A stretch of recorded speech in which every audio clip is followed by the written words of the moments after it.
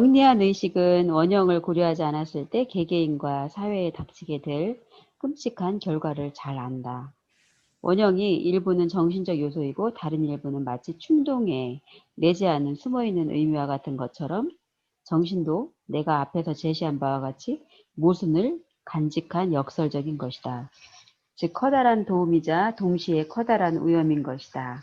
인간은 마치 원초적 세계의 어두운 심연의 빛처럼 떠오르는 인간 자신의 의식의 힘으로 이러한 의문을 해결하는 데 결정적인 역할을 하도록 사명을 부여받은 것 같다.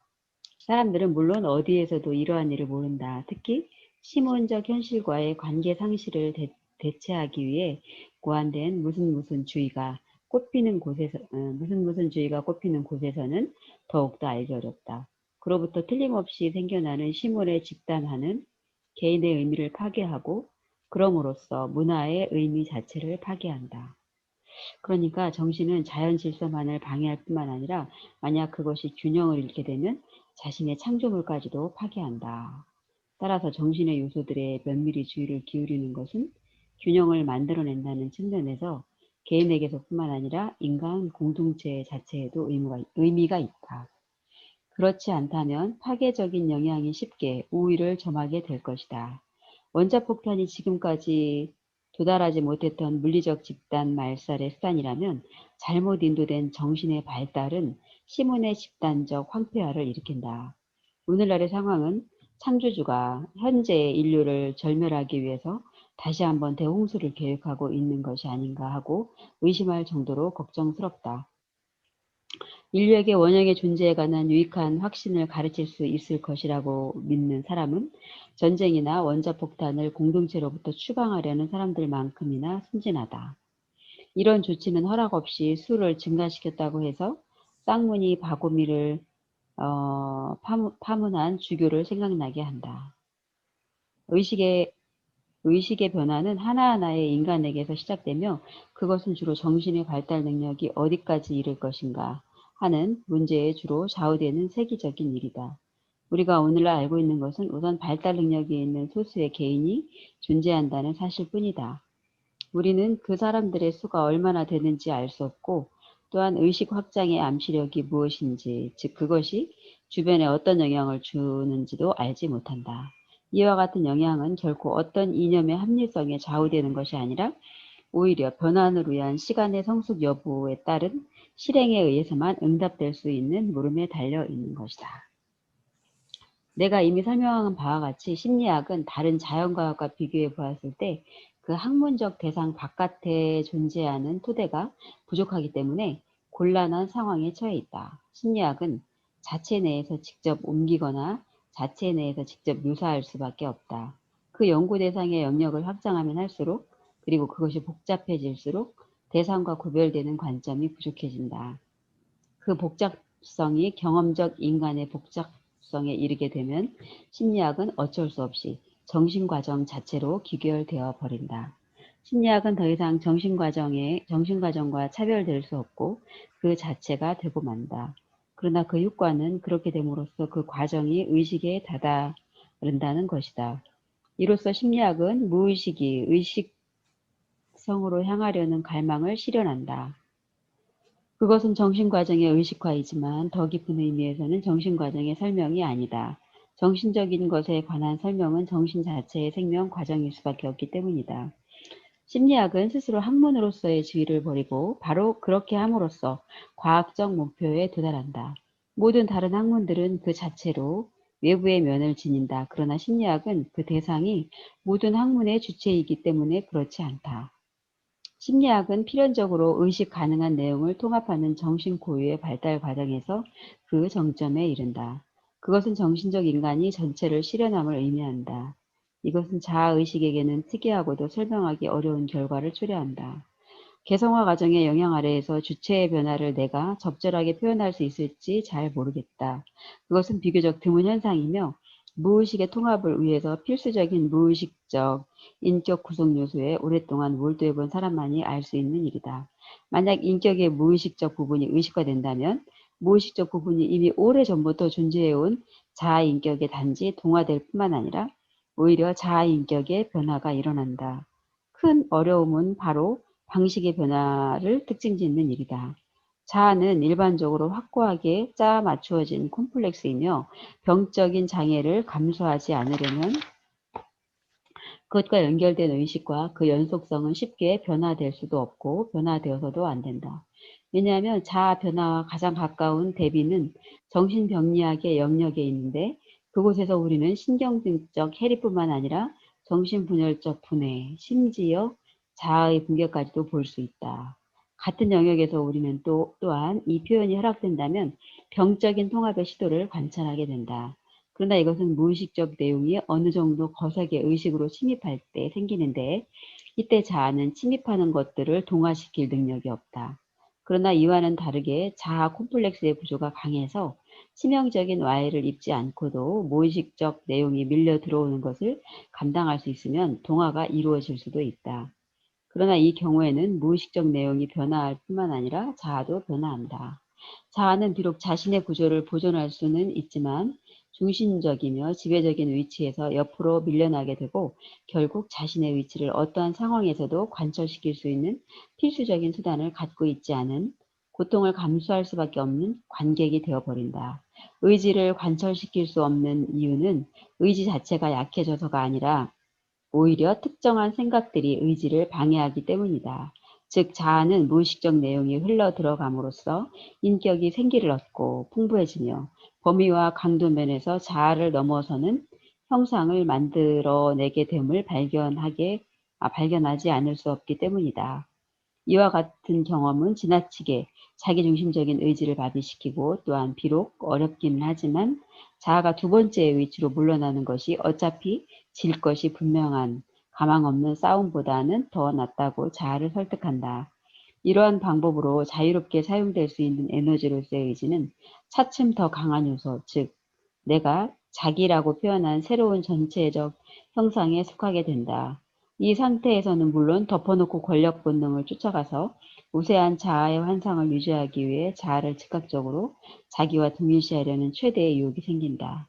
다른 경우에서는 자아가 무의식적 내용의 유입에 저항하기에는 너무 약하다. 그리하여 자아가 무의식에 동화됨으로써 자아의식이 말소되거나 은폐되고 자아의식과 전의식적 전체성과의 동일시가 생겨난다. 이 두 가지 방향으로서의 진전은 한편으로는 자기 실현을 불가능하게 하고 다른 한편으로는 자아의식의 존재에 해를 입혀서 병리적인 영향을 준다. 얼마 전에 독일에서 관찰할 수 있었던 정신현상이 이러한 범주에 속한다. 이 경우에 그와 같은 의식 수준의 저하, 즉 무의식적 내용에 의해 자아가 압도되고 그로 인해 일어난 전의식적 전체성과의 동일시가 엄청난 정신적 독성, 즉 전염력을 지니고 있으며 그렇기 때문에 매우 위험한 영향을 끼칠 수 있음을 최대한으로 보여준 것이다. 따라서 그러한 진전은 섬세히 관찰되어야 하며 정확한 감시를 요한다. 나는 그러한 성향으로 인해 위험에 처한 사람들에게 성 크리스토퍼의 그림을 벽에 걸고 그것에 대해 명상하라고 권하고 싶다. 왜냐하면 자기는 자아의식의 보상으로 작용할 수 있을 때에만 기능적인 의미를 갖기 때문이다. 만약 자아가 자기와의 동일시를 통해 해체되면 교만한 자와 불명료한 자기를 갖는 일종의 모호한 초인이 생겨난다.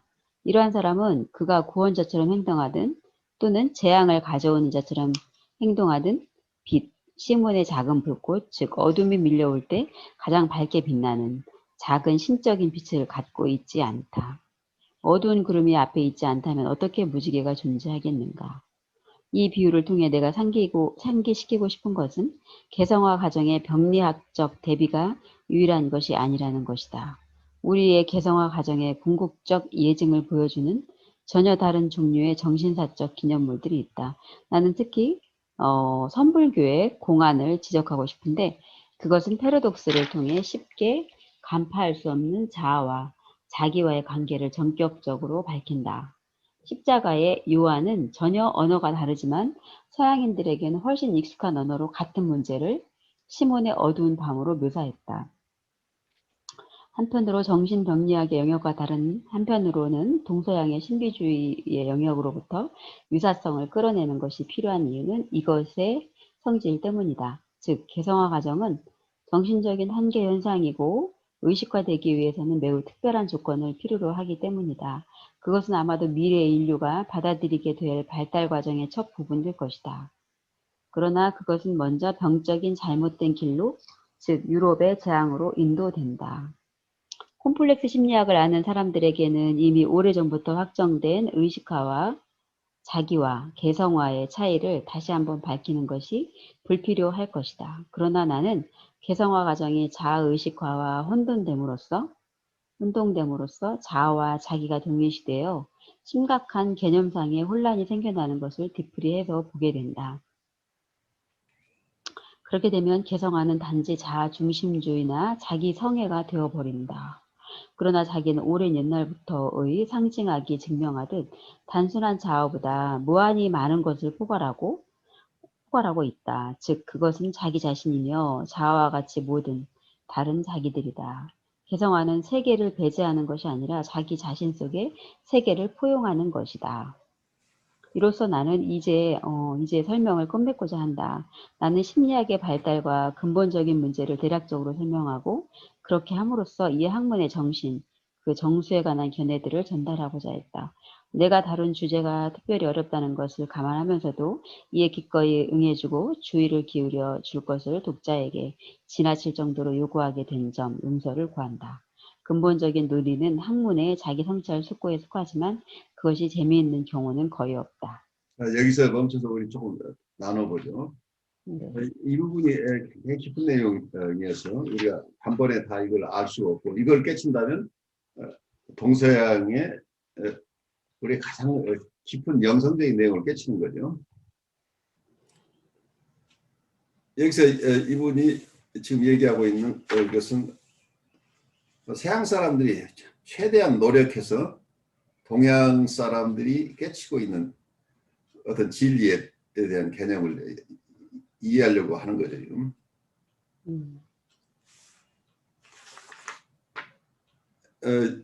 서양 쪽에서는 십자가에 성 요한이 썼던 여기서 시몬의 어두운 밤이라고 번역됐는데 The Dark Night of the Soul을 번역한 말입니다. 그게 서양의 신비주의를 대표하는 거죠. 하나님을 깊이 만나는 과정에 대한 글이에요. 십자가의 성요한이라는 이분의 이 글은 굉장히 유명한 이 책 굉장히 많이 읽히는 책에서 국내 번역본이 있어요. 결국은 여기 융이 우리의 정신의 얘기, 우리 소울이나 혹은 스피릿이나 우리 사이키의 얘기를 하고 있지만 결국 융이 만나는 지점은 영성적인 만남으로 귀결이 되죠. 그리고 동양 쪽에서 이분이 얘기하고 있는 건 불교의 선사상을 얘기하고 있죠. 여기서 선불교의 공안이라고 하는 거야.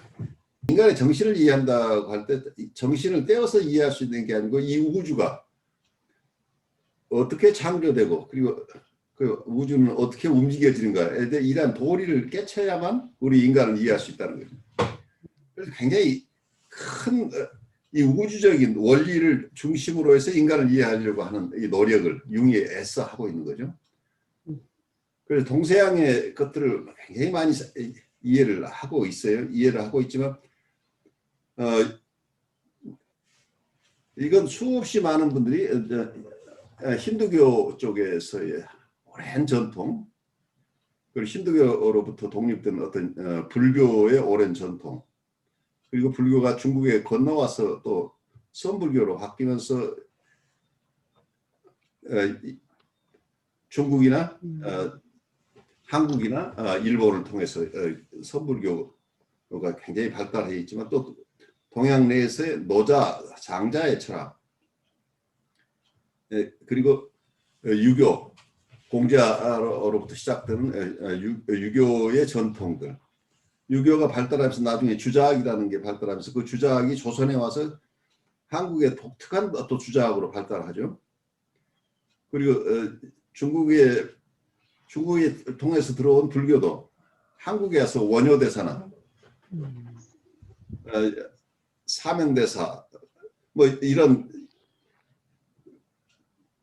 한국 내에 대단한 선종의 대가들을 배출하면서 한국만의 독특한 또 선불교가 발달하죠. 그런데 서양 사람들이 접한 건 일본의 선불교를 주로 접했어요. 그래서 젠이라고 지금 부르고 있는 건 일본을 통해서 알게 된 어떤 선이죠. 그래서 앞으로 한국의 선불교도 서양에 많이 소개돼야 되지 않을까 싶어요. 동양의 세계는 우선 도의 세계다. 그 타오이즘이라고 서양 사람들 얘기를 해서 노자 장자 라인의 그 도교만을 타오이즘이라고 이렇게 번역을 하고 있는데 사실은 한국의 유명한 선사인 타너 스님 같은 분은 이 유불선이라는 말을 즐겨 쓰셨는데 유교 불교 선교라고 선이라고 쓴 것은 도교를 얘기하는 게 아니다고 보고 있어요. 노자나 장자의 사상까지만을 그냥 선으로 본 거죠. 왜냐하면 그 정도 수준이 돼야 된다니. 그런데 노자 장자가 가지고 있었던 그 사상이나 불교가 가지고 있는 사상이나 유교가 가지고 있는 사상이나 이게 다 회통된다고 봐요. 궁극적으로는 다 같은 것의 다른 표현이라고 보는 거죠. 그래서 깊은 공부에 들어가면 유교 쪽에서 접근하거나 불교 쪽에 접근하거나 도교 쪽에 접근하거나 결국 다 같은 지점으로 갈 수 있다. 그리고 그분은 기독교까지를 연구를 하신 분인데 기독교에서도 특히 삼위일체로는 굉장히 뛰어난 것이다. 그래서 그 부분에서 기독교도 다 회통될 수 있는 것이다. 라고 해서 뭘 배제하는 게 아니라 우리 한국 사회에 영향을 미치고 있는 모든 정신 유산들이 깊은 경지에 이르게 되면 모두가 다 만날 수 있는 것이다 라는 이런 회통사상 같은 것을 설파하셨는데 그분이 남긴 것들을 요새 저도 좀 보면서 깜짝 놀래요. 그만큼 뛰어난 분, 어떤 융과 같은 시대에 사신 분인데 융을 능가한 분이라고 저는 느껴요. 이분이 한국 분이세요? 한국 분. 와, 타너 스님. 미국에 가서 포교를 하신 숭산 스님보다 선배예요. 숭산 스님 선배. 그러니까 숭산 스님이 그때 미국에서 포교 활동 한 10여 년 하시다가 전 세계 종교 지도자 대회를 하시면서 그때 숭산 스님이 이 타너 스님을 초빙을 해요. 자기가 가장 존경하는 스님. 그래서 미국에서 법문한 게 영상 기록으로 남아있어 유튜브에 있어요. 그런데 그분이 화엄경을 전부 번역하신 분이에요. 그런데 일본에서도 이 작업을 못했다니.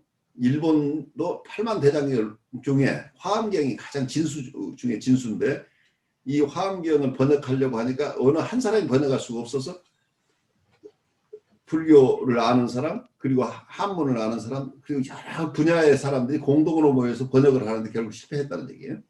그만큼 어렵다는 얘기예요. 불교의 진수를 깨치지 못하면 번역 자체를 할 수가 없는 거죠. 그분이 종합해내는 능력 그러니까 각 사상들의 아주 종지라고 얘기를 하는데 가장 그 에센스들을 다 파악하는 능력이 어느 철학자도 따를 수 없을 만큼 탁월하다. 그래서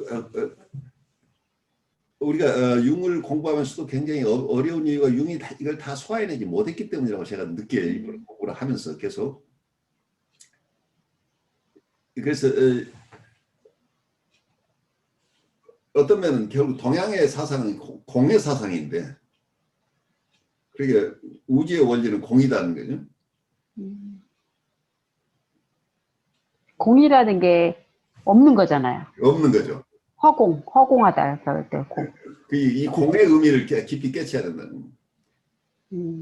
그러니까 모든 것이 공이다고 하는 것은 우리가 모든 사물이 영원히 있는 것이 없다죠. 네. 그래 연기법에 의해서 지금 현상으로 있을 뿐이지 결국은 다 공에서 온 것이다. 그 양자 물리학의 세계 비슷한 거죠. 양자 물리학에서는 뭐 빅뱅 이론은 그 이전에는 아무것도 없었던 것처럼 얘기를 하는데 그 접근하는 방법의 차이죠. 그래서 어떤 사물 그러니까 무의 세계와 유의 세계를 구별을 하고 있어요. 그러면은 그러니까 아무것도 없는 곳에서 한 마음이 생겨나서 이 마음에서부터 이 세계가 출현하는 거다. 이제 이렇게 보는 거죠. 철저하게 어떤 주관적인 심리적인 이론이죠. 우리의 셀프가 없으면 우리의 의식이 없으면 세계는 없는 거잖아요. 그 서양 사람들이 consciousness라고 하는 건 이 시기 그 의식이 없으면 결국 자아가 없잖아요. 그러면 세계도 없잖아요. 그 세계가 있는 것은 어떤 의식이 있어서 그런데 처음에는 아무 의식이 없는 상태에서 어느 의식이 출현하면서 거기서 사무 유의 세계가 생겨나는 얘기죠. 그래서 유의 세계는 또 음양으로 얘기를 하는 거죠. 음과 양이 같이. 그래서 음양 중국에서는 오행. 그래서 뭐 64개 뭐 이렇게 하면서 어떻게 사물들이 생겨나는가 하는 얘기들을 하고 있는 거죠. 그래서 음양 얘기를 계속 음양 하나만을 가지고 설명하려고 하는데 우리가 융을 따라가기 굉장히 힘든 게 우리가 동양적인 사고에 익숙해서 그렇게 단순한 게 아닌데 너무 대극이라는 개념 하나 가지고 계속 설명을 하는 것 자체가 한계가 있어 보이죠. 그래서 이 음양의 그 이전에 있는 세계, 공의 세계를 설파하시는 분들이 동양을 철학이라는 말 자체가 서양 사람들의 개념에서 적합하지 않은 게 동양 사상이라고 할까요? 동양의 영성은 유의 세계를 뛰어넘는 공의 세계를 본 사람만이 진리를 안다고 봐요. 눈에 보이는 이 세계, 그 이전의 세계와 있는 것의 세계. 그래서 있는 것들이 결국은 무의 세계로 환원되는 것. 그래서 없는 세계와 있는 세계 간의 관계가 어떻게 일어나는가. 그래서 사물을 파악한다는 것 자체가 이런 원리를 알아야 된다고 하는 이런 생각을 가지고 있는 거죠. 그래서 융이 굉장히 스트럭을 하고 있는 게 우리 안에 셀프가 있다고 보는 거죠. 우리 타고난 원형으로서의 셀프가 있어요. 근데 이분이 그 일원화를 하고 있는데 우리 무의식의 중심에 우리의 제2의 인격이라고 하는 셀프가 있는데 우리가 알고 있는 나라고 하는 것은 자아밖에 없다는 얘기죠. 그 이고라고 이름 붙였는데 이고는 의식이라는 consciousness. 근데 이 consciousness를 동양에서는 굉장히 다양하게 봐요.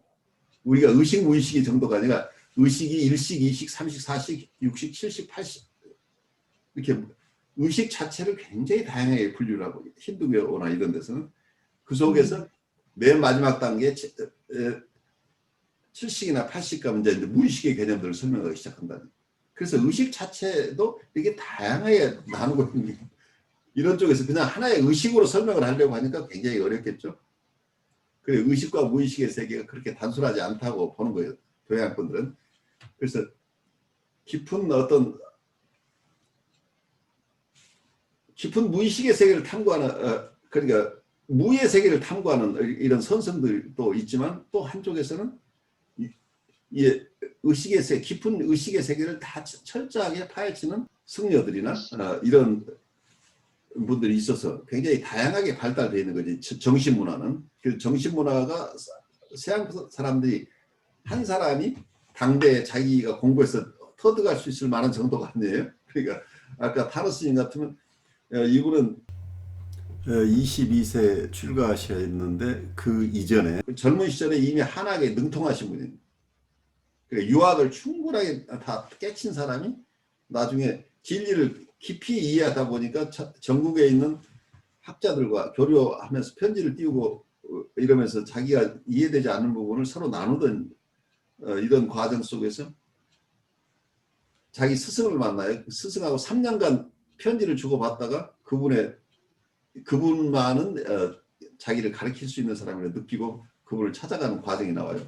마치 융이 프로이드를 찾아가는 것 같아요. 융이 프로이드를 만나는 것처럼. 그래서 그분에게서 그분이 가지고 있는 걸 모든 걸 다 배우면서 그래서 그 이후로 불교 경전들을 그렇게 섭렵하지만 이분은 동양의 모든 것들 노자 장자부터 해서 서양의 것까지 다 이분은 깊은 영성적인 것을 추구하는 분이니까 동서양인 것을 다 소화하면서 그중에 가장 이센셜한 게 뭔가 하는 것들을 설하신 거죠. 그래서 앞으로 기회 되면 이분 공부도 우리가 좀 하면 어떨까 싶기도 해요. 우리가 어떤 우리의 정신을 이해하는 게 심리학만 봐가지고 이해할 수 있는 게 아니라는 걸 우리가 이해해야죠. 융이 이렇게 애쓰고 있는 것은 이 정신 문화를 깊이 이해해야 된다는 얘기죠. 그러니까 셀프라는 것을 개념화했는데 이 셀프는 우리의 창조력의 근원이죠. 창의성의 근원이기도 한데 또 이건 독립적인 것이 그 속에 무엇이 있을지 알 수 없어요. 근데 원형이라는 개념이 하나의 스피릿이라고 본다면 이게 독자성이 있다는 거예요. 그러니까 우리를 움직이는 힘이라고 저는 결국은 에너지 이론이기도 하죠. 그래서 어떤 본능 이론과 여기서 원형 이론을 구별하기 굉장히 힘든 게 결국은 에너지의 이론인데 융이 잘 좋아해내지 못하고 있는 원형 자체에도 적으나마 에너지가 있다. 독자적으로 의식화될 수는 없지만 에너지가 있다고 보는데 프로이드의 이론에 의하면 원형이라는 개념을 따로 쓰지 않고 본능이 에너지를 가지고 있다고 보는 거죠. 그래서 이드의 이 역동으로부터 역동 파생물들이 오는데 그 에너지를 이고가 중립화해서 쓴다. 이런 개념들을 쓰고 있죠. 근데 에너지는 어떤 역동에서부터 오는 것이지 이고 자체는 에너지가 처음에 없다고 본 거죠. 이런 개념들을 가지고 있는데 그 이론만 가지고 하다 보니까 자아심리학에서 조금 어려워지니까 나중에는 자체적인 이고 자체가 갈등으로부터 벗어난 컴플리트 프리 에어리어가 있다. 그래서 이 본능에서 뭘 가져와야 되는 게 아니고 원래 이고 자체에도 여러 가지 기억을 하거나 생각을 하거나 이런 펑션을 가지고 있는 것이다 라는 이론으로 발전을 하죠. 그러니까 어떤 역동 이론만 가지고 이게 우리의 자아 현상 우리 사람들의 마음을 다 설명해낼 수 없기 때문에 프로이드 이론이 수정을 거쳐서 이고 사이칼라지 쪽에서는 이런 발달을 하고 있는데 그래서 이고 이도 슈퍼 이고라고 하는 개념 자체를 가지고 설명하려고 하는 하나의 방법을 택하고 있는데 그거 자체가 또 걸림돌이라고 봐서 그거 다 그냥 그렇게 구별하지 말고 그냥 셀프라는 것 개념 하나만 가지고 설명하려고 하는 이런 개념들도 있고 그래서 서양 사람도 우리의 마음을 이해하려고 하는데 애를 쓰고는 있어요. 그런데 동양의 수천 년의 역사를 가진 이런 정신문화를 이분들이 이해하기는 역부족일 가능성이 높죠. 그래서 앞으로 어쩌면 우리 동양에 익숙한 동양 분들이 이런 심리학이나 정신분석이나 이쪽에서도 큰 역할을 해야 되지 않을까 싶어요. 그래서 동서양의 융합이라는 주제가 필요할 거. 특히 정신적인 면에서는 동양이 훨씬 앞서 있는 부분인데 융이 애써서 그걸 가져와서 서양 것하고 이게 섞으려고 애를 쓰고 있는데 이제 그 지점에 본인 스스로가 다 통합이 안 돼서 어려운 것으로 보인다. 그래서 이분의 얘기를 들어도 굉장히 신비체험 비슷한 것을 이 사람이 꿈에서 어떤 것을 체험하는 것까지는 나오는데 그 체험들을 깊이 영성적으로 소화해낸 것으로는 보이지 않아요. 그래서 아까 얘기대로 공우 세계의 터득해야 모든 게 인과로 결국 프로이드의 심리학의 기본은 뭐예요? 프로이드의 심리학은 인과관계 이론이죠. 그 심리적 인과관계의 이론을 그걸 받아들여야 그래야 과학이 된다. 그러니까 과학적으로 접근한 거죠. 사이언티픽하게. 심리적 인과관계 이론을 가지고 설명하려고 하는 세상적인 방법이죠. 그런데 우리가 인과를 그렇게만 볼 수 있느냐. 그런데 융은 그 인과관계 이론 가지고 설명할 수 없는 부분들을 이 원형이라는 개념 가지고 설명하려고 하고 있는 거죠. 그래서 단순한 인과관계라기보다는 우리가 이미 타고난 어떤 것들이 있다. 타고났다고 하는 것이 우리 인류 전체가 공통으로 가지고 있는 것이다. 그래서 원형의 개념, 정신의 기본 요소 비슷한 거죠. 정신의 기본 요소는 나중에 얘기를 하면 우리의 지금 원자탄을 만들게 된 게 우리는 원자론이라는 게 있었죠. 근데 이미 그리스에서부터 원자론이라는 게 있었다.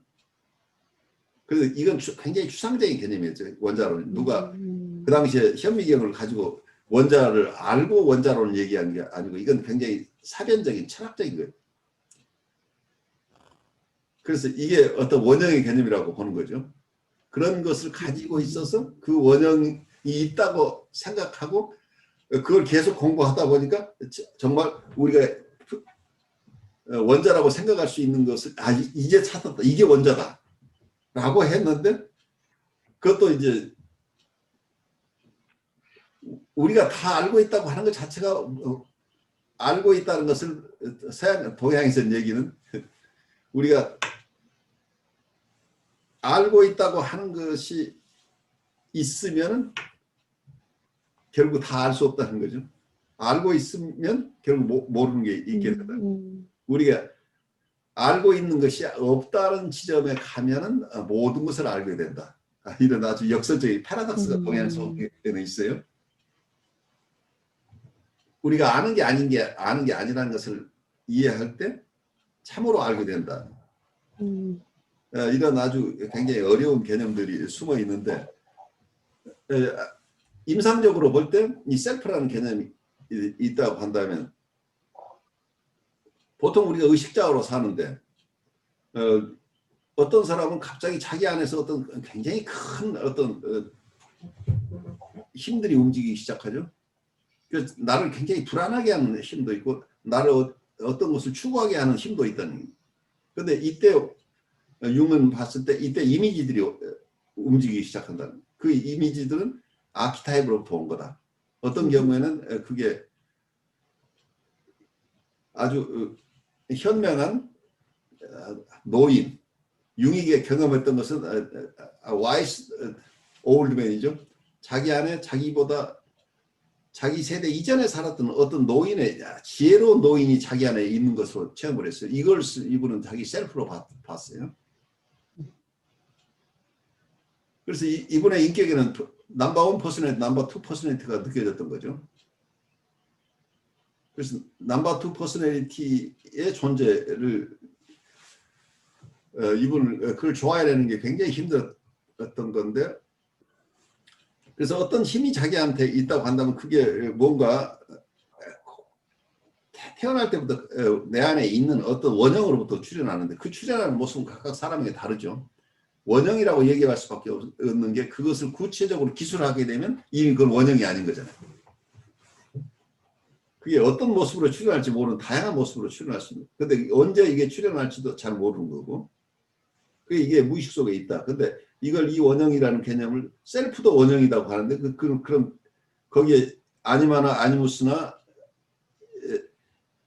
혹은 어떤 더 와이스 올드맨이나 어떤 마더나 아니면 가드나 이런 개념들하고 이 셀프를 어떻게 규정할 거냐 하는 이걸 통합해내는 능력이 별로 없어 보여요. 융이. 개념은 다 얘기를 하고 있는데 그럼 지금 출현하는 게 원형이라고 하는데 이건 셀프가 출현한 것이냐 셀프 이외에 다른 것이 출현한 것이냐 그럼 아니마나 애니머스는 셀프냐 아니냐 하는 것을 명확하게 선을 긋지 못하고 있어 보여요. 그래서 어떨 때는 자기의 여성의 경우는 자기의 남성성이 출현한다. 그 남성성을 애니무스라고 그런다고 그 애니무스는 셀프라고 볼 것이냐 하는 것을 명확하게 디파인하고 있지는 않은데 어쨌든 이런 힘들이 작용하는데 이걸 셀프라고 보는지 뭐라고 이름을 붙이는 건 별개로 하고 어떤 우리의 마음을 움직이는 힘이 있다는 것은 인정할 수밖에 없죠. 내가 원래 생각하고 있던 게 아닌데 갑자기 뭔가를 하고 싶어졌다 하는 어떤 힘이 작용했을 때 이 무의식의 의식이 융이 굉장히 무의식의 세계를 얘기하지만 이 무의식의 세계를 무의식의 세계로부터 도움을 받으려면 의식이 단단한 의식이 없이는 이 무의식의 세계에서 오는 것들을 활용할 수가 없다는 그런 딜레마예요. 무의식의 세계와 친해질 수 있는 사람은 의식이 충분하게 잘 성장하고 있는 사람이어야 된다. 그래서 어떤 사람은 자기 의식으로만 사는 사람이 있죠. 무의식이 거의 없이 사는 사람. 이건 의식 자체도 별로 없는 사람이죠. 우선 컨셔스니스 자체도 없는 것. 이건 동물의 세계잖아. 그래서 어떤 집단과 구별되는 자기가 없는 상태죠. 옛날에 우리 인류도 원시 시대에는 그냥 집단의 무리일 뿐이지 자기가 독특한 자기라고 느끼지를 못하고 살았죠. 자기의 독특한 의식이 생겨났다고 한다면 어떤 경우에 이 원형이 어떤 원형이라는 이런 원형이다 셀프다 이렇게 하기는 복잡한 게 있어. 융도 어떨 때는 그냥 편하게 무의식이라고만 얘기를 해요. 그럼 무의식이 어떤 내용이 의식에 왔을 때 어떤 사람은 이 의식이 가지고 있는 어떤 아직은 의식이 발달해 나가야 되는데 의식이 충분히 발달하지 못하고 있어서 무의식이 의식을 도와주는 상보적인 입장에 출현할 때 의식이 이것을 포함하는 의식이 확장되죠. 그래서 무의식에 있는 그걸 그냥 셀프라고 한다면 셀프가 의식으로 출현할 때 그 의식이 충분하게 그 출현한 셀프를 자기 것으로 동화해 나가는 걸 인디비듀에이션이라 어시밀레이션 소화해 나가면 이게 인디비듀에이션이 된다는 거죠. 근데 이것은 자기가 의식이 생각해낸 게 아니고 원래 자기가 되는 거잖아요. 셀프라고 한다면 내가 모르고 있는 자기가 자아에 의해서 통합되는 과정이죠. 셀프 리얼라이제이션이라고 하는 개념 자체가 이제 이런 거죠. 내가 새로 뭘 만들어낸다는 게 아니고 내가 나를 발견해 나가는 과정이다. 내가 이미 있는 나는 거죠. 근데 그 내가 나인 줄을 모르고 있는 나의 부분을 내 의식 이고 컨셔스니스가 이걸 내 것으로 소화해내는 과정이라고 볼 수 있겠죠. 근데 그러려면 이 무의식에서 출현하는 그 무의식의 내용에 의해서 압도되지 않아야 된다는 얘기죠. 이건 스피릿이기 때문에 이건 독자성이 있는 거고 거기에는 생명력이 있다는 얘기죠. 그래서 내 뜻대로 되는 게 아니고 이건 내가 전혀 모르는 이질적인 거라는 거예요. 그러니까 마치 이게 중세식으로 얘기하면 어떤 이게 데몬이라고 느껴질 수도 있고 어떤 크리스천 개념으로 하면 이게 선신으로 작용할 수도 있고 악신으로 작용할 수도 있고 여러 가지로 어떤 우리가 모르는 힘들을 옛날에는 귀신이라는 개념을 사용한 거잖아요. 영이라는 개념으로. 내가 이해하지 못하는 어떤 내 안에 어떤 힘들. 그런데 만약에 이 이고 스트렝스가 있는 사람의 경우에는 자아가 인디비듀에이션 개성화 과정을 거치면서 자아가 점점 강화되는 거죠. 무의식의 도움을 받아서 의식이 점점 더 응집력이 있고 강화된 이고가 스트렝스가 생겨나는 거죠. 근데 이 스트렝스가 생겨나기 위해서는 그때 출현하는 무의식의 내용을 감당할 만한 스트렝스가 있는 사람에게 의해 가능하다는 얘기예요. 그런데 어려운 것은 이고 스트렝스가 없는 사람이 갑자기 무의식에 출현할 때 무의식에서 압도당하고 이고 스트렝스가 약한 사람들은 무의식의 내용에 의해서 점령돼 버릴 그러면 이거 사이카틱한 상태로 간다. 그래서 무의식이 의식을 도와줘서 의식이 강화되고 그리고 인격이 성장하도록 도와줄 수 있는 그런 굉장히 큰 리소스인데 이걸 소화할 능력이 그러니까 프로이드식으로 얘기하면 이고 스트렝스가 없는 사람에게 이 무의식이 다가올 때 어떤 사람들은 그 무의식에 의해서 점령돼 버리면 자기 의식 자체가 감당하지 못하는 상황을 가버려요. 그래서 어쩌면 현실 검증 능력이 없는 그래 의식 자아는 없고 무의식에 의해서 지배되는 상황이 되면 우리가 발달하기 이전 상태로 회귀해 버리는 거죠. 그래서 굉장히 어려운 거예요. 지금 셀프라는 개념이 인디비듀에이션을 통해서 인격을 강화하는 측면도 있지만 또 하나는 사이카틱하게 가게 할 수 있는 힘. 그래서 우리가 파괴될 수도 있다는 거예요. 그래서 이 힘은 굉장히 우리 안에 우리가 쉽게 이건 제어할 수 원형으로부터 나오는 거니까 이걸 우리가 다 통제할 수 없다는 얘기죠. 아키타입이니까 아키타입 자체를 없앨 수는 이건 타고난 거니까. 근데 아키타입이 어떤 모습으로 출현할지는 우리가 알 수 없잖아요. 그때 이걸 소화낼 수 있는 능력이 있느냐 없느냐에 따라서 이 인격이 성장하는 인격이냐 퇴보하는 인격이냐가 결정될 수 있는 거죠. 그래서 보상적인 작용을 한다는 것을 이해하고 거기에 두려워하지 않고 무의식을 탐구할 수 있는 힘을 가지면 굉장히 큰 도움을 받는데 그렇지 않고 이 원형의 출현에 있을 때 내가 정신을 놓고 거기를 따라가 버리면 패가망신할 수 있는 거죠. 남성성을 자기 것으로 소화하지 못하니까 보통 이걸 투사를 하게 되면 어떤 사람은 굉장히 남성적으로 보여요. 나의 이성적인 남성이 나타나버려 갑자기.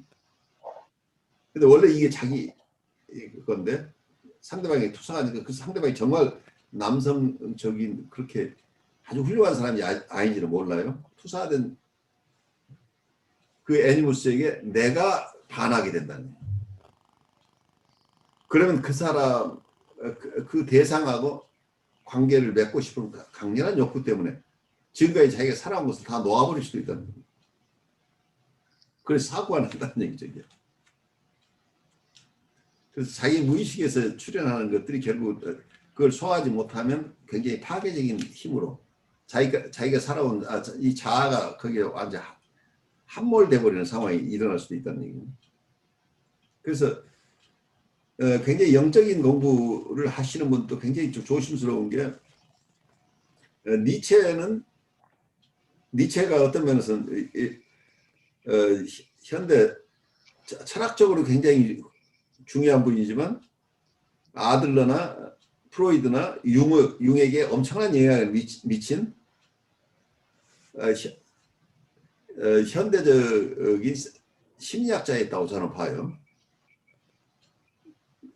그 아들러의 어떤 파워 중심의 이론이나 융이 경험하고 있는 이런 세계들을 이미 그 아주 원시적인 가장 중요한 포인트에서는 이미 니체가 알고 있었던 부분이에요. 무의식의 세계나. 그런데 니체는 천재였는데 이 무의식의 세계를 탐구하다가 결국은 사이카틱한 상태로 가버린 거죠. 아주 천재로서 아주 가장 젊은 나이에 프로페서가 된 사람인데 한 10여 년 프로페서 생활을 하다가 결국은 이 사람은 자기 무의식의 세계를 탐구하는 그 길에 들어간 거죠. 그 직장도 놓고 다 여기저기 여행하면서 엄청난 그 당시 사람은 아무도 생각하지 못하는 깊은 철학적인 사유를 하면서 자라투스는 이렇게 말한다. 이런 책을 만드는데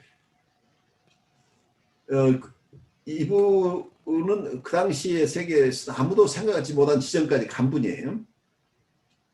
아주 선각자인데 그래서 음. 어떤 실존주의 철학의 원조라고 보이는 거죠. 신은 죽었다. 근데 신이 죽었다는 것은 꼭 신을 없애겠다는 게 아니라 그 당시에 19세기 상황인 거죠. 사람들이 신이라는 개념이 이미 의미가 없는 상황. 그럼 우리는 어떻게 살 거냐 하는 것 때문에 초인이라는 걸 생각을 하는 거죠. 슈퍼맨. 그리고 우리가 주인이 되는 우리가 우리의 삶을 의미 있게 만들어 가야 되지 않느냐 하는 이런 이론들인데 그게 나치에 의해서 잘못 이용돼서 엄청난 비극을 가져온 거죠. 그래서 원래 이분은 나치이즘을 찬양한 사람이 아닌데 이분의 사상 속에 그렇게 활용될 수 있는 부분들이 많이 있었던 거죠. 근데 이분이 깊이 그 무의식의 세계를 탐구하다가 결국 사이카트에 간 상태에 나오지 못하고 정신병으로 그냥 가진 상태로 사망하신 분이에요. 근데 이 같은 길을 갔던 융도 굉장히 위험한 길을 간 거죠. 무의식의 세계. 다행히 융은 거기서 살아 돌아와서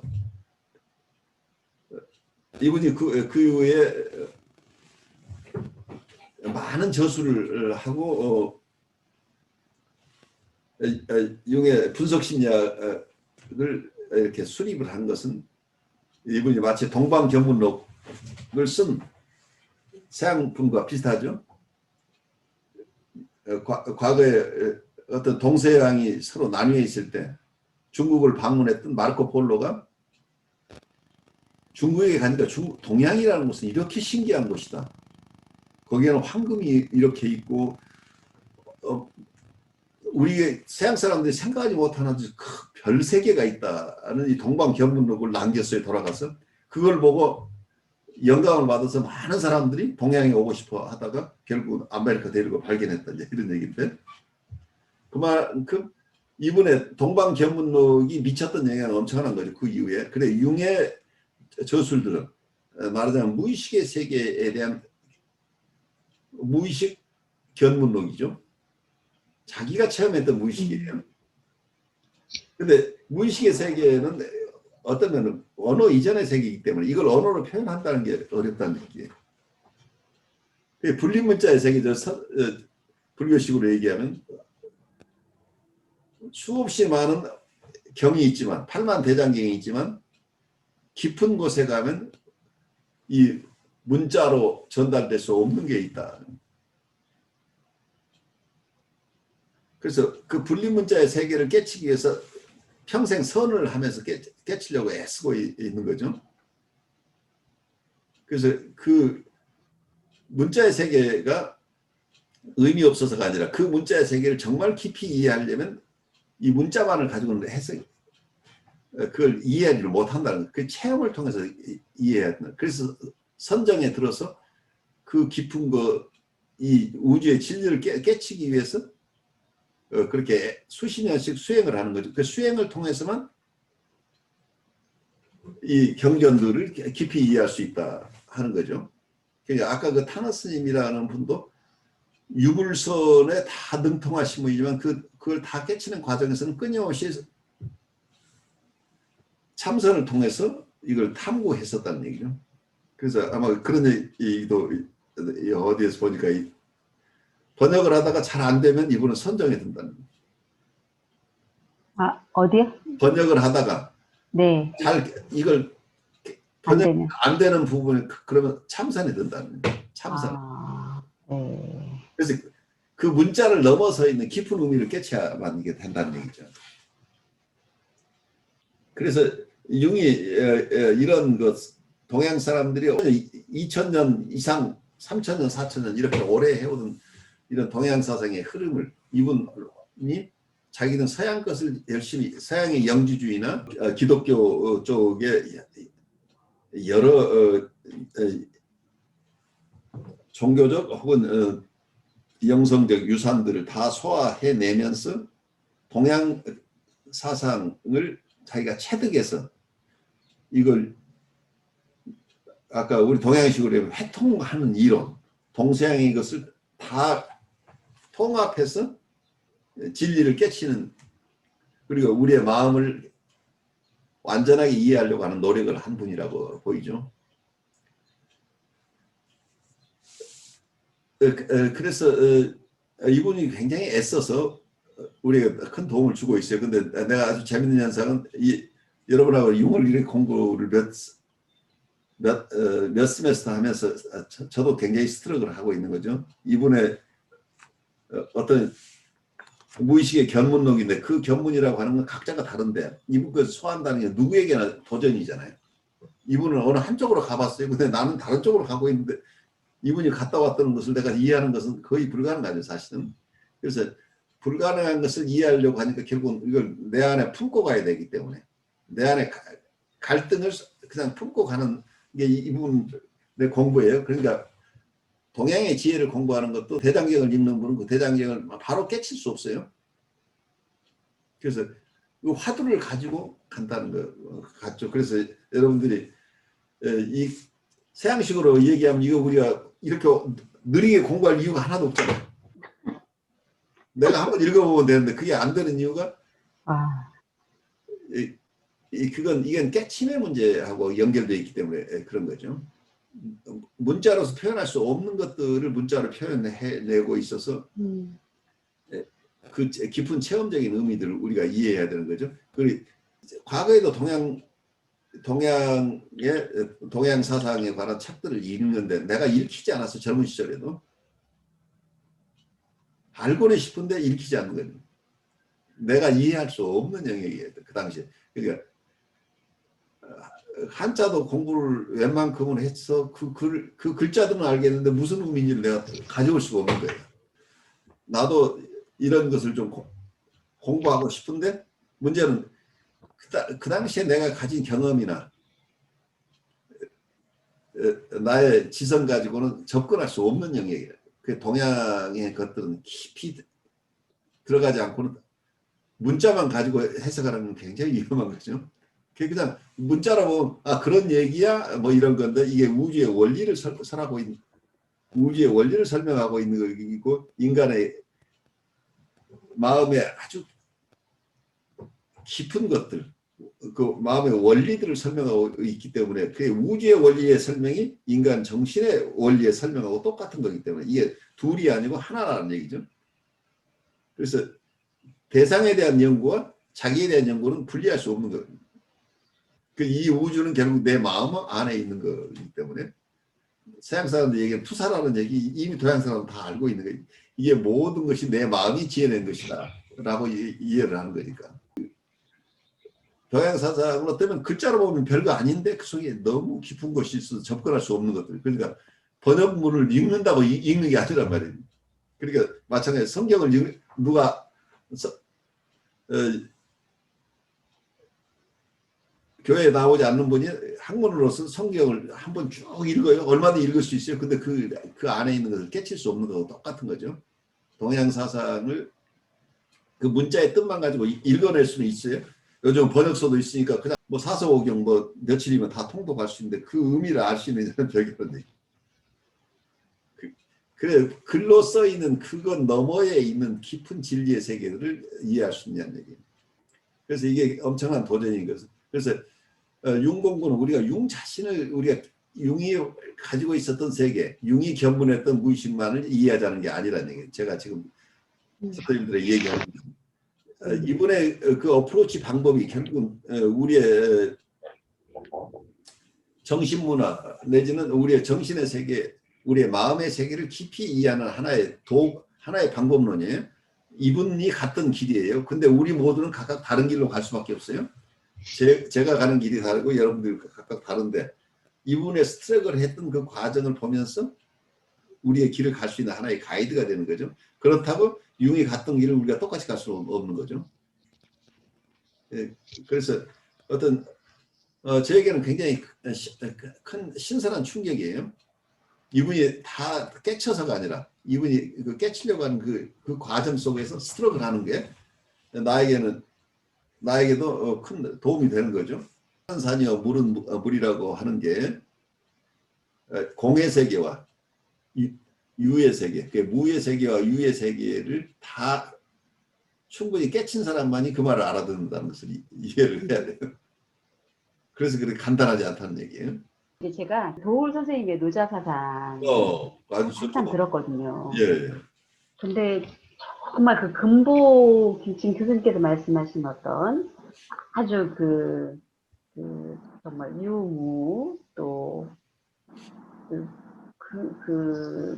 물속에서 또 유를 찾고 유에서 또 물을 또 인정할 수밖에 없는 어떤 그런 진리 같은 그런 그렇죠. 진리 같은 예, 그런 그 노자 사상을 들으면서 저도 굉장히 감탄했고 그게 또 일맥 또 그 성경하고도 또 이렇게 연결이 되는 거를 또 이렇게 그러니까 그 동생이 경험을 진짜 했거든요. 만날 수 있는 거죠. 예, 예.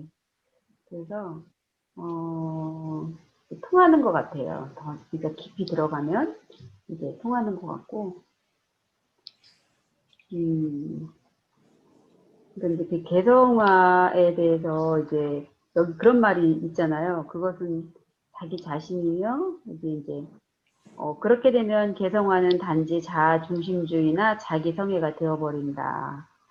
그 위에 보면은 나는 개성화 과정이 자아의 의식화와 한동됨으로써 자아와 자기가 동일시되어 심각한 개념상의 혼란이 생겨나는 것을 되풀이해서 보게 된다. 그렇게 되면 개성화는 단지 자아 중심주의나 자기 성애가 되어버린다. 그러나 그렇죠. 자기는 오랜 옛날부터 상징하기 증명하듯 단순한 자아보다 무한히 많은 것을 포괄하고 있다. 그것은 자기 자신이며 자아와 같은 모든 다른 자기들이다. 개성화는 세계를 지배하는 것이 아니라 자기 자신 속에 세계를 포용하는 것이다.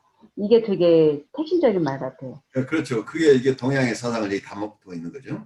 예, 그러니까 세계를 배제하는 것. 그러니까 그 개성화 과정에 어떻게 보면 자기가 자기 자신을 찾아가고 그 자신의 고유성을 인정해가는 거잖아요. 그렇죠. 그러니까 그 뭐라 그럴까 집단 의식에서 개인 무의식을 가질 수 있는 힘 모르겠는데 어쨌든 그런데 이게 이제 개성화가 자아와 동일시될 때 자기만을 고집하게 되잖아요. 자기만을 고집하게 되고 다른 것은 다 무시하고 배제하고 그게 진정한 개성화가 아니라 진정한 개성화는 자기 자신 속의 세계를 포용하는 것이다. 그러니까 힌두교에 의해서 버마 일체라는 얘기가 나오죠. 인도 사상에서. 네, 범이라고 하는 건 하늘이에요. 네, 아는 아트만. 그러니까 자기와 우주가 음, 일체가 된다는 거죠. 네, 그러니까 어떤 면에서는 우리 안에 우주가 있다는 얘기예요. 그래서 이게 원형이라는 개념을 여기서 사용하고 있는데, 그래서 우리가 소와 대하라는 개념도 동양에 쓰죠. 내 작은 나가 사실은 큰 자하고 하나라는 것을 깨쳐야 됩니다. 그런데 나만 중요하다고 하는 것, 이제 이게 잘못된 거라는 얘기죠. 그래서 어떤 거대한 이 셀프 자체를 잘 소화해내지 못하면은 거대한 자기로 그랜드 셀프로 가버린다는 얘기죠. 자아중심주의. 근데 그 개념을 서양 사람도 계속 헷갈리는 거예요. 이걸 잘 개념하기가 쉽지 않죠. 그래서 집단 무의식이라고 하는데 이게 어떻게 집단 무의식을 의식이 소화하는 게 개성화냐. 이거 인류 공통이라고 하는데 개성화가 아니지 않느냐라고 얘기할 수 있죠. 오히려. 개성 이전으로 회귀라고 또 얘기할 수 있죠. 이 셀프는 작은 셀프가 아니고 어떤 면에서는 큰 셀프, 이거 전 세계를 포용하는 셀프라고 한다면 너의 셀프나 나의 셀프가 같다가 되죠.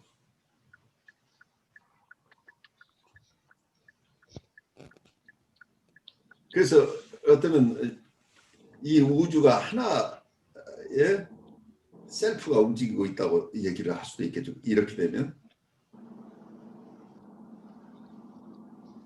나만이 가진 셀프가 아니라 모든 인류가 함께 가지고 있는 셀프다. 이게 이제 넓어지면 모든 생명체가 다 가지고 있는 셀프다는 이런 얘기가 될 수도 있겠죠.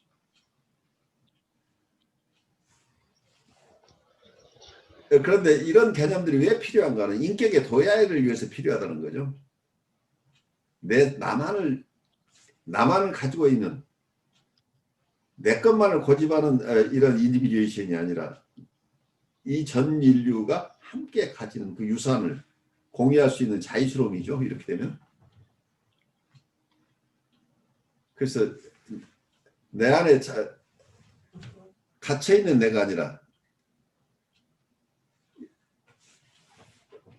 어떤 면은 범이라고 하는 것은 어떤 게 이게 영적으로 이게 어떤 분은 해군이라고 얘기를 하는데 영성적으로 이게 부처라고 얘기를 하는 분도 있고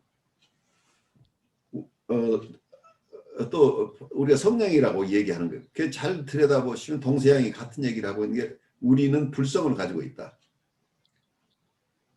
아니면 우리는 성령이 우리 안에 있다고 한다면 결국은 셀프라고 하는 것이 궁극적으로는 하느님의 모상으로 창조됐다고 한다면 성령과 내가 일치하는 게 결국은 참다운 나를 보는 거잖아요.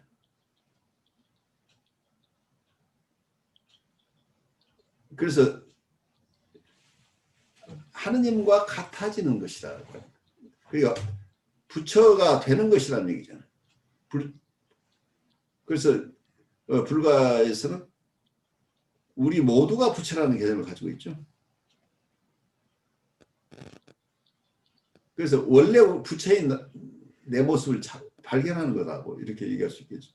이미 우리가 불성을 가지고 있다면 그 불성을 그것이 나라는 것을 이해해야 된다는 얘기가 되죠.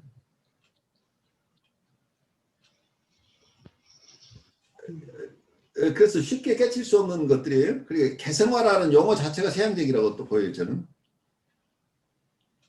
인디비주에이션은 용어 번역 자체가 이미 세상적인 냄새가 있어서 그걸 깨칠 수 없도록 오히려 대극적인 용어가 탄생한 것처럼 보인다는. 개성화라기보다는 어느 원래의 나로의 돌아감인데 그 원래의 나는 구별이 없는 세계죠. 그래 무의 세계, 공의 세계에 대한 얘기란 말이에요. 어떻게 보면 깊은 세계 속에서 너와 나의 구별이 없이 너도 나고 나도 너다고 하는 이런 세계들이죠. 그런데 이게 유아적인 어떤 의존성을 얘기를 하는 게 자유스러운 영혼의 얘기일 수 있죠. 완전한 자유 속에서 모든 이들을 포용할 수 있는 어떤 그런 우리의 마음들일 수 있겠죠. 그래서 내 안에 성령을 따르는 사람이라면 다른 사람한테는 성령도 있다는 걸 인정하지 않고는 자기 성령을 나만 성령을 가지고 있다는 이런 오만함에서 벗어나야 되지 않겠어요? 근데 이게 잘못 깨치면 내 안에 난 성령에 따라 살아. 근데 당신은 그걸 못 하잖아. 이게 차별이 생기는 거죠. 다른 사람을 무시하는 상황이 되는 거잖아요. 그래서 내가 불성을 있어서 나는 부처가 됐어. 당신들은 그걸 못하고 있어라는 이 차별심이 아니라 나도 나를 찾아서 부처가 됐는데 당신도 당신 안에 부처가 있는데 당신도 찾아서 행복하게 되시라고. 그래서 아마 불가에서 도반들이 하는 게 성불하십시오라는 얘기를 하죠. 성불하라는 건 당신도 부처가 되십시오라는 얘기예요. 원래 당신이 부처인 줄 모르고 있으니까. 그게 남생이 부처이기도 하고 성령의 화신이기도 하다는 얘기죠. 남생임 스스로가 완벽한 귀중한 인격이라는 얘기죠. 남생임 안에 신성이 있다는 얘기죠. 결국 결국은 하느님을 닮아가서 하느님과 같은 인격으로 돼야 된다는 얘기잖아요. 기독교 얘기하고 같은 얘기예요. 근데 기독교 얘기에서는 이걸 외람되다고 생각하고 이 말을 함부로 못해요. 그리고 이게 조금만 넘어가 버리면 과대망상의 환자가 되어버리니까 결국 우리가 하느님이 돼야 된다는 얘기라는 become God라는 얘기. becoming God라는 게 순례자의 길이라고 우리가 얘기할 수 있죠. 내가 하느님의 모상으로 창조해서 그 모상을 찾아가는 거니까 결국은 이게 궁극적으로 내가 하느님과 같아져야 된다. 근데 여기서 잘못하면 내가 하느님이라고 먼저 클레임하는 사람이 있으면 이제 정신병원으로 실려가니까 문제가. 그래서 굉장히 어떤 어려운 경계선 속에 우리가 사는 거죠. 한편에서는 우리 안에 성령이나 불성이 있다는 것을 따라가는 삶은 우리에게 엄청난 우리 성장의 기폭제 역할을 할 수 있는데 이것이 잘못돼서 너무 빨리 모든 것을 얻고자 하는 사람에게는 이미 자기가 하느님이라고 믿어버린다는 거예요. 그러니까 내가 그리스도고 내가 하느님이다라고 하는 정신병자들이 많이 생겨나는 거죠. 그래서 지금 사교 현상도 바로 이 지점이라는 얘기예요. 신도들이 따르면 내가 벌써 수십만을 건드렸어요. 내가 하느님이잖아. 로 가버리면 이건 영적으로 완전히 타락한 사람이 되어버린다. 그런데 그렇게 영적으로 타락한 사람뿐만 아니라 이런 개념을 가지고 있는 사람들이 사이카틱하게 된다는 얘기예요. 많은 사람들이. 정신병동에 가 있는 사람 중에는 이런 그랜디오스 셀프를 가지고 사는 사람들이 있겠죠. 가도 끝이 없는 그 심연의 그 무의식의 세계의 탐색이 가끔가다 이렇게 한숨이 나오죠. 그런데 이제 저는 그걸 희망의 메시지로 봐요. 네네. 어차피 우리가 무의 세계와 유의 세계가 같은 세계가 한쪽에서는 무고 한쪽에서는 유라는 얘기예요. 말하자면. 네. 시간상 이렇게 무에서 있다가 유로 가고 유에서 있다가 무로 왔다고 이렇게 얘기할 수 있지만 원래는 유와 무가 같은 세계다. 내가 어느 쪽에서 보느냐의 문제다. 이렇게 또 볼 수도 있겠죠. 그래서 어쩌면 이 유의 세계는 결국 무에서 나왔기 때문에 우리가 유를 다 알지 않아도 무의 세계를 깨치는 순간 모든 유는 결국 무에서 나오는 거니까 내가 그 애써서 모든 유를 다 깨치지 않아도 된다고 볼 수 있겠죠. 우리 스스로가 이거 다 깨칠 수는 없지만 이런 영성적인 어떤 깊은 사상적인 이해가 조금씩 깊어지면서 우리가 사람들을 보는 힘들이 더 생길 수 있죠. 그러니까 분석적 정신분석적인 어프로치 유의 세계에 대해서 우리가 잘 알아야 돼요. 어떤 모습으로 이런 사람들의 실제 살아가는 모습이 드러나는가, 거기서는 어떻게 도울 것인가 하는 이런 부분도 우리가 충분히 계속 따라가야 되지만 또 한편에서는 이 무의 세계에 대한 진리의 세계에 대한 것을 알아야 왜 이런 것이 생겨나서 사람들은 이렇게 힘들어할까. 근원적인 것. 근원적인 것이 꼭 경험에서 오는 것이냐 부모의 탓이냐 아니면 원형이라는 것의 출현이냐. 그럼 우리 원형이라고 한다면 이건 인간의 본래적인 모습에서 오는 것이다 라고 볼 수 있겠죠. 그러니까 이 세상의 환경이 아닌 환경하고 상관없이 우리에게 우리 안에 있는 것들 전혀 내가 인식하지 못하고 있었지만 원형적인 것들이 우리 안에 있다가 출현할 때 이 원형적인 것들을 잘 소화할 능력이 있는 이거가 우리가 개발을 가지고 있어야 된다는 얘기. 그래서 이런 무의식에 대한 이해, 그 무의 세계에 대한 이해 이런 것을 통찰할 수 있는 힘들이 이거가 가지고 있으면 무의식에서 오는 이 스피리트들의 힘이 그 스피릿은 선과 악을 어느 한쪽의 것이 아니고 선과 악을 겸비하고 있다고 보입니다. 그러니까 성령의 모습으로 드러나지만 받아들이는 사람이 그 성령의 좋은 쪽으로 잘 소화할 수 있는 사람과 그 힘이 악령의 힘으로 이 사람을 파괴하는 쪽으로 갈 수도 있다는 얘기죠.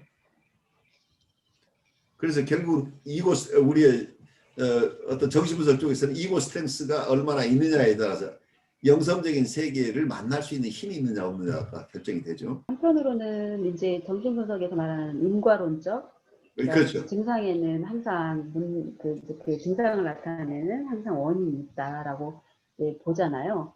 그러니까 사람을 도울 때 이제 솔직히 그게 다는 아니잖아요. 실은 그게 다가 아니라는 얘기. 네. 그 외에 어떤 그 뭔가 그 외에 어떤 부분을 지금 인정할 수밖에 없는 걸 얘기하는 거잖아요. 바로 그렇죠. 그 원형이라는 게, 거죠, 우리가. 네. 예, 집단 무의식이라는 게, 또 원형이라는 게 이제 그거를 얘기하고 있잖아요. 그러니까, 예, 그러니까 아까 교수님 말씀하셨듯이 이것이 진리야, 이것이 옳아, 이걸 알아야 돼. 이렇게 단정하는 그 자체가 실은 그 아무것도 모르는 거가 된다라는 거죠. 아무것도 모르는. 네, 그러니까 이제 실은 이제 저희가 일상생활 속에서 실은 저희가 이렇게 학문적인 언어로 구사는 못하지만 실은 많은 것들을 그런 것들을 경험하고 있거든요. 실은 그러니까 그것이 다가 아니다. 이렇게 이제 항상 여지를 두고 뭔가 이렇게 무와 유를 왔다 갔다 하고 또 죽음과 생명을 왔다 갔다 하고 뭐 그러니까 보이는 것에서 보이지 않는 것을 왔다 갔다 하면서 많은 부분 인정하는 부분들이 실생활 속에서 있거든요. 실은 부분들을 이제 이렇게 윤과 같이 막 이렇게 굉장히 탄탄한 언어로 구사해내지는 못하지만 일정 부분 경험을 많이 하고 있는 것 같아요. 그 체험을 하고 계시는 거죠. 그러니까 네, 경험들은 하면서 살고 있는 것 같아요. 실제 삶의 경험들 속에서 우리는 체험을 하고 있는데 그 체험을 우리가 깊이 이해하는 것이 굉장히 중요해요. 그러면 그 자체가 우리 굉장히 소중한 자산이 될 수 있는데 이걸 이해하지 못하면 내가 인과적으로 이해하지 못하는 것이 추자라는 것이 굉장히 나를 불안하게 하고 힘들게 할 수 있잖아요. 근데 우리는 인과적인 부분, 유의 세계도 있지만 어쩌면 우리가 이해할 수 없는 그 영역, 유의 세계를 넘어서는 세계가 있다는 것을 인정한다면 내가 편안하게 관조하며 살아갈 수 있겠죠.